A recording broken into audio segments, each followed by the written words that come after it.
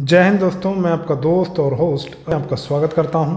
मेरे आज के वीडियो में, जहां हम जानेंगे एनपीएस यानी नेशनल पेंशन सिस्टम के तहत कवर होने वाले कर्मचारियों के लिए एक बहुत ही बड़ी सूचना है और वो खबर निकल के आई है और उस खबर को आज हम इस वीडियो में जानने वाले हैं। और ये सूचना आई है कार्मिक लोक शिकायत एवं पेंशन मंत्रालय के पेंशन और पेंशनभोगी कल्याण विभाग से। जैसा कि आप सभी को पता है, हाल ही में संपन्न हुए पब्लिक असेंबली इलेक्शन में नवनिर्वाचित गवर्नमेंट में पेंशन मंत्रालय का जिम्मा नरेंद्र मोदी जी को स्वयं को दिया गया है और पेंशन पॉलिसी में बदलाव हो या फिर पेंशन बढ़ोतरी हो, OROP 3, 8 CPC, DA 18 महीने का एरियर या NPS से OPS में कन्वर्जेशन और करोड़ों कर्मचारियों के welfare means money at this time को बढ़ाने और घटाने के लिए पेंशन मंत्रालय में HOD श्री नरेंद्र दामोदर मोदी जी ने को स्वयं को बनाया गया है। और 2024 के इलेक्शन से पूर्व NPS से OPS में ट्रांसफ़र होने वाले कर्मचारियों के लिए एक पत्र भी निकाला गया था, जो कि आप अब देख पा रहे होंगे अपनी स्क्रीन पर। ये वो लेटर है government of India, ministry of personnel public grievances and pension department of pensioners and pensioners welfare द्वारा इसको निकाला गया है। 3 मार्च 2023 का लेटर है और ये एक ऑफिस मेमोरेंडम है। जैसा कि आप इसके सब्जेक्ट में देख ही पा रहे हैं, इसका सब्जेक्ट है coverage under central civil services pension rule and place of a national pension system of those central government employees who were recruit against the post vacancies advertisement of notified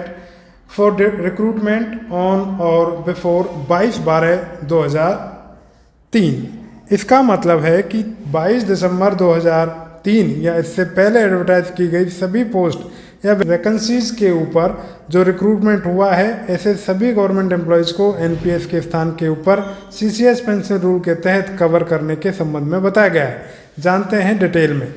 para number 1 में बताया गया है कि ministry of finance के द्वारा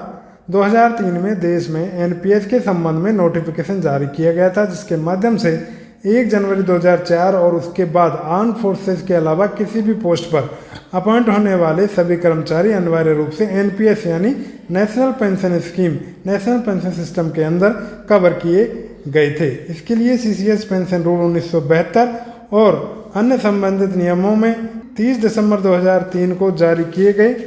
notification के माध्यम से अमेंडमेंट किया गया था और इस अमेंडमेंट के कारण 31 दिसंबर 2003 के बाद अपॉइंट सभी कर्मचारियों के ऊपर CCS पेंशन रूल लागू नहीं हो रहे थे। इस ऑफिस मेमोरेंडम के पैरा 3 की यदि हम बात करें, पैरा 3 में बताया गया है कि 1 जनवरी 2004 या इसके बाद अपॉइंट होने वाले कर्मचारियों द्वारा बहुत सारे रिप्रेजेंटेशंस प्राप्त हुए हैं, जिसमें इन कर्मचारियों ने CCS पेंशन रूल के बेनिफिट्स को दिए जाने की मांग रखी है और डिमांड के लिए इन कर्मचारियों ने जो ग्राउंड रखा है या कारण रखा है वो ये है कि इन कर्मचारियों का जो अपॉइंटमेंट है वो उन पोस्ट और वैकेंसीज के तहत हुआ है जिनका एडवर्टाइजमेंट या नोटिफिकेशन NPS के नोटिफिकेशन की डेट से पहले हो गया था। और इस संबंध में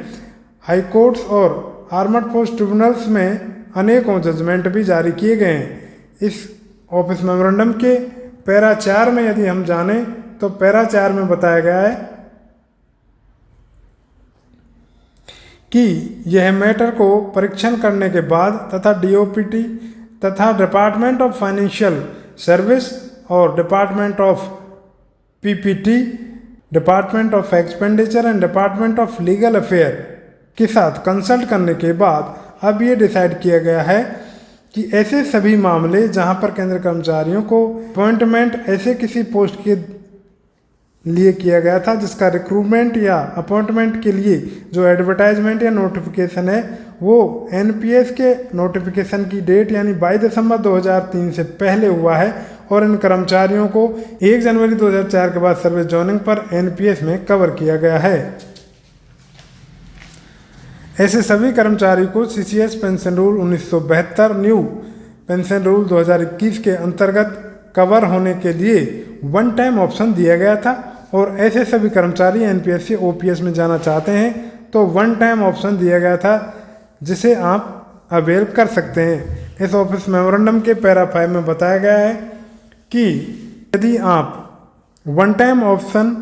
ऑन टाइम यूज नहीं करते हैं तो आप एनपीएस में ही काउंट किए जाओगे। इस संबंध में पैरा 6 में बताया गया है कि यदि आपने ऑप्शन अवेल वन टाइम कर लिया है तो यह फाइनल माना जाएगा। इन कर्मचारियों को जीपीएफ में सब्सक्रिप्शन भी लेना होगा और इस ऑफिस मेमोरेंडम के आगे और भी पैराज हैं, उन पैराज में 10% जो है अमाउंट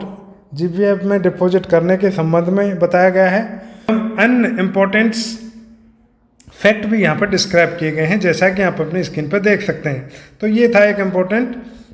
नोटिफिकेशन, इम्पोर्टेंट जानकारी कि आप अपने आप को नेशनल पेंशन सिस्टम से ओल्ड पेंशन सिस्टम में कन्वर्ट कैसे करोगे।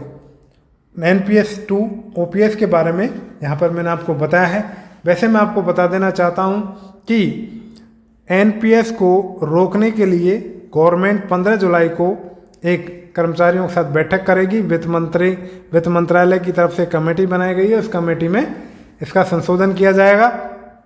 गवर्नमेंट का मानना है कि ओपीएस तो नहीं दे सकते, लेकिन एनपीएस में ओपीएस जैसे फायदे दे सकते हैं। यानी कि गवर्नमेंट जो है वो आपको ओपीएस तो नहीं देगी, लेकिन एनपीएस में ओपीएस जैसे फायदे 50% pension total enrollment of your service दे सकती है। तो इससे भी आपको लाइफ टाइम पेंशन के बेनिफिट्स मिलेंगे और साथ में ये जो पेंशन होगी ये आफ्टर डेथ,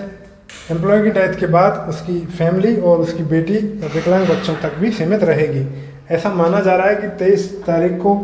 23 जुलाई को जो बजट अनाउंसमेंट होने वाला उसमें इसको इंक्लूड किया जाने वाला है। तो थैंक यू, ये थी एक इम्पोर्टेंट जानकारी। Thank you very much. That's all from this video. जय हिंद।